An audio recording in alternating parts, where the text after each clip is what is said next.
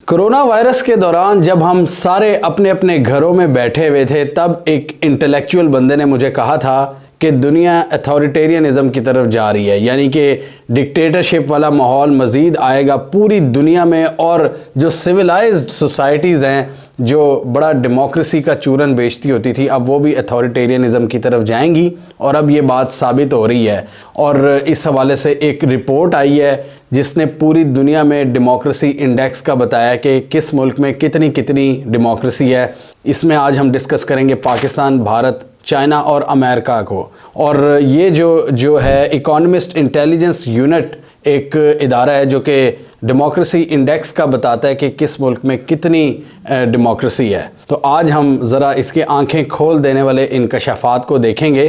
और इन्होंने बताया कि इस साल यानी कि 2023 का साल था, पिछला साल, इसमें पूरी दुनिया में जो डेमोक्रेसी का स्टैंडर्ड है वो कम हुआ है पूरी दुनिया में। और दुनिया की सिर्फ 8% जो आबादी है वो फुल डेमोक्रेसी में रह रही है, सिर्फ 8%। और जो 40% आबादी है दुनिया की वो अथॉरिटेरियन रूल के अंडर रह रही है।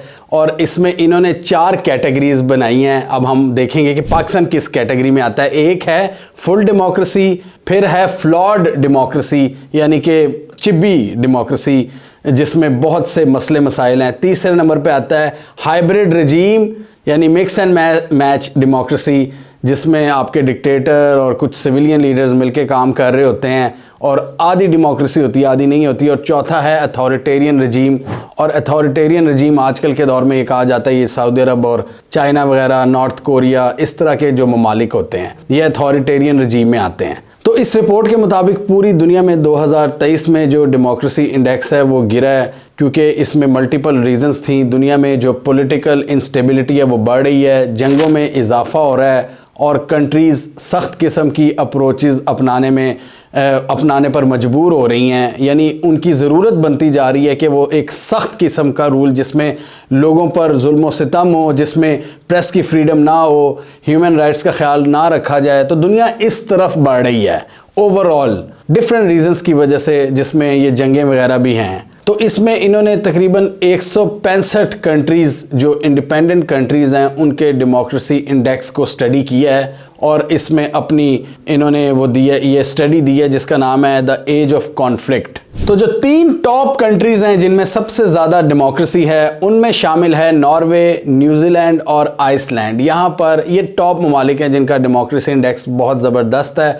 और जो बॉटम से 3 कंट्रीज़ हैं जिनमें डेमोक्रेसी बिल्कुल नहीं है उनमें है नॉर्थ कोरिया, म्यांमार और अफ़गानिस्तान। अब बात करते हैं कि पाकिस्तान यहाँ पर किस पॉइंट पर लाए करता है। पाकिस्तान ने पूरे एशिया के रीजन में सबसे ज़्यादा डिक्लाइन शो किया है डेमोक्रेसी इंडेक्स में। सबसे ज़्यादा गिरावट पाकिस्तान के डेमोक्रेसी इंडेक्स में आई है और 28 तकरीबन इन्होंने ममालिक, एशिया के ममालिक को यहाँ पर रैंक किया है। और पाकिस्तान यहाँ पर सबसे ज़्यादा डाउनग्रेड हुआ है पूरे एशियन रीजन में, 11 पॉइंट्स नीचे गिरा है। और हमारा डेमोक्रेसी का स्कोर 3.25 आया है। और जो सबसे ज़्यादा तशवीशनाक बात यह है, सबसे ज़्यादा परेशानी वाली बात यह है कि पहले हमारा जो स्टेटस था वो हाइब्रिड रजीम वाला था, यानी कि तीसरे नंबर पे जो डेमोक्रेसी होती है, यानी कि 4 थे ना आपके, यानी कि टोटल डेमोक्रेसी, यानी कि full democracy, flawed democracy, hybrid regime और अथॉरिटेरियन रजीम। हम तीसरे नंबर पे थे हाइब्रिड रजीम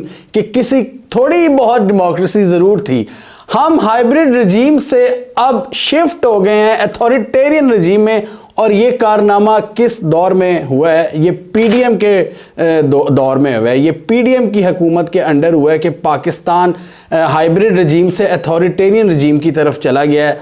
और ये चीज़ इस बात का मुंह बोलता सबूत है कि इस दौर में पाकिस्तान में रिकॉर्ड क्रैकडाउन हुआ है, रिकॉर्ड पकड़ धकड़ हुई है, डेमोक्रेसी को तबाह किया गया है। पाकिस्तान में जो सिविल लिबर्टीज़ थी उन पर कदगन लगाई गई है, बहुत से लोगों को पकड़ा गया है, जो पॉलिटिकल अपोजिशन है उसको तहस नहस किया गया है। और इसी वजह से हमारा जो रैंक है, हम अथॉरिटेरियन रजीम जो सबसे निचला लेवल होता है डेमोक्रेसी इंडेक्स पे, हम उधर चले गए हैं। और ये बहुत ही अफसोसनाक बात है। और इस स्टडी ने ये बताया है कि जो मुशर्रफ का दौर था, 2006 में ये स्टडी शुरू हुई थी, ये इंडेक्स बनने तब शुरू हुए थे, तो उस वक्त पाकिस्तान का रैंक बेहतर था। मुशर्रफ दौर जो कि एक डिक्टेटरशिप वाला दौर था, उस वक्त हमारे यहाँ डेमोक्रेसी फिर भी बेहतर थी आज की निस्बत। और हम इस पूरी स्टडी में 165 जो ममालिक थे ना टोटल, उनमें से 118वें नंबर पर गिर गए हैं 11 पॉइंट्स गिरावट के साथ। और इतनी बड़ी गिरावट पाकिस्तान की हिस्ट्री में कभी नहीं देखने को मिली,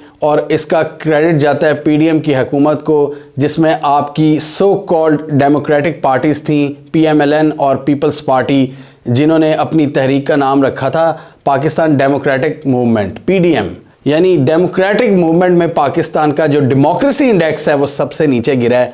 ये हकीकत है उस दौर की। मुशर्रफ के दौर में हमारा जो डेमोक्रेसी इंडेक्स था, जो पॉइंट्स वो देते हैं, वो 3.92 था और अब वो 3.25 पे गिर चुका है और हम 118वें नंबर पे आ गए हैं। इतना बुरा हाल है। और यहाँ पे ये जो स्टडी है इसने लिखा है कि पाकिस्तान और बांग्लादेश जैसे ममालिक में इलेक्शंस तो ज़रूर हुए हैं और होने जा रहे हैं, लेकिन ये इस पूरे स्टेटस को तब्दील नहीं करेंगे। यानी ये जो करंट इनका अथॉरिटेरियन स्टाइल है उसमें तब्दीली नहीं होगी इलेक्शंस की वजह से, और इसी तरह का जो अथॉरिटेरियन रूल है वो बरकरार रहेगा। यानी हाइब्रिड रजीम जो थे हम अथॉरिटेरियन रजीम की तरफ ही सफ़र करेंगे। यानी सिविल लिबर्टीज़ और ह्यूमन राइट्स और प्रेस फ्रीडम पर कदगन लगती रहेगी। और इसमें इन्होंने कहा है कि इलेक्शंस के हवाले से साफ शफाफ प्रोसेस नहीं है, डाइवर्सिटी की कमी है, फंक्शनिंग ऑफ गवर्नमेंट बहुत ही दकियानूस है, और इसमें पावर कॉरिडोर्स की जो इंटरफेरेंस है वो चीज़ भी पाकिस्तान के डेमोक्रेसी इंडेक्स को अंडरमाइन करती है। और उन्होंने क्लियर कट लिखा है कि इसका ये मतलब है कि पाकिस्तान में जो फ्री एंड फेयर इलेक्शंस हैं वो भी एक नामुमकिन सी चीज़ लगती है, क्योंकि इन्वॉल्वमेंट बहुत ज़्यादा है। अब ये तो होगी पाकिस्तान की बात। भारत के हवाले से भी उन्होंने काफ़ी सवालात उठाए हैं। उन्होंने कहा है कि बीजेपी की एक हुकूमत है जो कि हिंदू नेशनलिस्ट एजेंडा को लेकर चल रही है, और भारत को जो उन्होंने रैंक किया है वो फ्लॉड डेमोक्रेसी में रैंक किया है। यानी फुल डेमोक्रेसी जो उनका पहला लेवल है, उसके बाद फ्लॉड डेमोक्रेसी, यानी डेमोक्रेसी है लेकिन टूटी फूटी डेमोक्रेसी है भारत में, जिसमें बहुत से मसले मसाइल हैं। बीजेपी की हुकूमत है और वो बहुत ज़्यादा वो भी कदगन लगा रही है प्रेस पर, बहुत सी चीज़ों पर वो भी मना कर रही है। और प्रेस जो इनका है, जो पूरा मीडिया है, वो बहुत से हालात की कवरेज भी नहीं करता हुकूमत के डर से। जैसे मणिपुर की उन्होंने एग्जांपल दी, कश्मीर की एग्जांपल दी कि वहाँ पर बहुत ज़्यादा कर्फ्यू लगाए गए, इंटरनेट और मीडिया पर बैन लगाया गया, और फिर भी मेन स्ट्रीम मीडिया ने उसको कवरेज नहीं दी। तो ये चीज़ भी शो करती है कि वहाँ पर जो डेमोक्रेसी है वो काफ़ी हद तक अंडरमाइन हो चुकी है। और इसमें उन्होंने क्लियरली लिखा है कि भारत में जो माइनॉरिटी के राइट्स हैं वो काफ़ी ज़्यादा अंडरमाइन हुए हैं बहुत से डिफरेंट रीजन्स में फसादात की वजह से, और हुकूमत उनको प्रोटेक्शन नहीं दे सकी, बल्कि हुकूमत ने प्रेस को भी काफ़ी हद तक कंट्रोल किया कि वो उस चीज़ की कवरेज ना करें, वो दुनिया को ये चेहरा ना दिखाएं, ये अगली फेस। बेसिकली ये डेमोक्रेसी में यही होता है ना कि हुकूमत सबको अलाउ करती है कि हर इदारा अपनी अपनी हदूद में रहकर काम करे, उसको इजाज़त होती है। जैसे मीडिया को इजाज़त हो कि वो कोई भी गलत चीज़ को प्रोजेक्ट कर सकें, और ये चीज़ डेफिनेटली भारत में भी इतनी ओपन नहीं है, फ्री एंड फेयर मीडिया नहीं है वहाँ पर। और इलेक्शंस के हवाले से उन्होंने लिखा है कि इलेक्शन का प्रोसेस काफ़ी हद तक वहाँ पर साफ शफाफ ज़रूर है, क्योंकि एक ऐसा माहौल बनाया गया है कि बीजेपी की सपोर्ट बहुत ज़्यादा है, लेकिन इलेक्शन का प्रोसेस काफ़ी हद तक वहाँ पर फेयर है। चाइना की बात करें तो चाइना को भी उन्होंने अथॉरिटेरियन रजीम की कैटेगरी में डाला है, यानी कि वहाँ भी कोई डेमोक्रेसी नहीं है। इस स्टडी के मुताबिक चाइना एक अथॉरिटेरियन रूल के अंडर रह रहा है वहाँ के लोग, और वहाँ पर भी बहुत सी कदगने हैं और बहुत सा कंट्रोल हुकूमत के पास है। पाकिस्तान का नंबर 118वां है डेमोक्रेसी इंडेक्स में, और चाइना का 148 नंबर है। भारत का आई गेस 41 रैंक है डेमोक्रेसी में, जो फ्लॉड डेमोक्रेसी में आता है भारत। यहाँ पर उन्होंने चाइना के अंदर भी छोटी छोटी कामयाबियाँ बताई हैं डेमोक्रेसी में, कि एक तो जो औरतों की पार्टिसिपेशन है वो हो रही है, मिलिट्री की इंटरफेरेंस कम हो रही है, और जो लोकल लेवल गवर्नमेंट्स हैं वो अच्छा परफॉर्म कर रही हैं। तो यहाँ पर चाइना में भी कुछ बेहतरी आई है, लेकिन ओवरऑल उनका अथॉरिटेरियन रूल ही है। यूएस की बात करें तो यूएस पे भी उन्होंने कुछ सवालात उठाए हैं कि यूएस में भी जो डेमोक्रेसी है वो काफ़ी हद तक अंडरमाइन हो चुकी है।